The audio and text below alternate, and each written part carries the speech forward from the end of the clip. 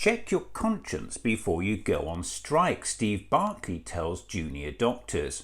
Junior doctors in England will be taking strike action from Monday 13th of March to Wednesday 15th of March. So let's take a look at what this is really about. An analysis by the Financial Times of official data illustrates the real terms pay cuts many workers have suffered in recent years as a result of the austerity policies of the Conservative government. Medical practitioners, which include the junior doctors now taking strike action, have seen some of the worst declines in pay over the past decade.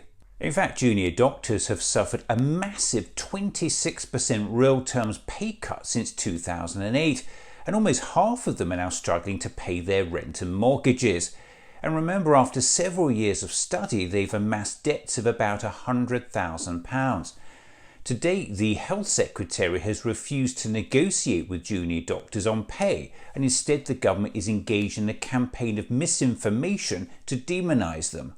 When it comes to the issue of pay, we have accepted in full the independent recommendations of the pay review bodies. We accepted in full the recommendations of what is an independent process, the pay review body process. The government has entirely accepted the independent pay review body's recommendations. The government has completely ignored the pay review body's recommendations when it comes to junior doctors.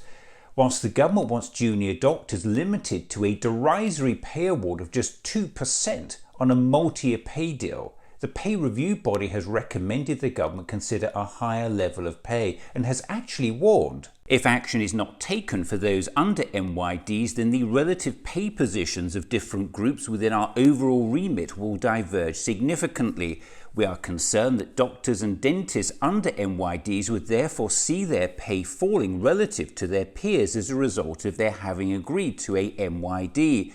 This would have a significant effect on motivation, affecting retention, productivity, and ultimately patient care. Will ultimately affect patient care.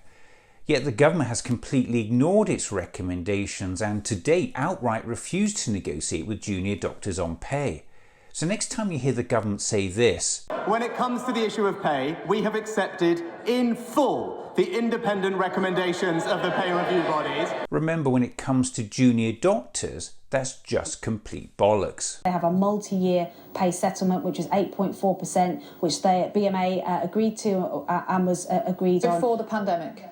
Before the pandemic, but 8.4% is a significant pay increase. They have a multi-year settlement, which was at 8.4%. They have a multi-year settlement, which was 8.4%, 8.4%, 8.4%. 8.4% is a significant pay increase. This isn't rocket science. The 8% figure the Health Ministry is talking about is actually just 2% a year over 4 years, and it was agreed at a time when inflation was less than 2%. It's now running in excess of 10%.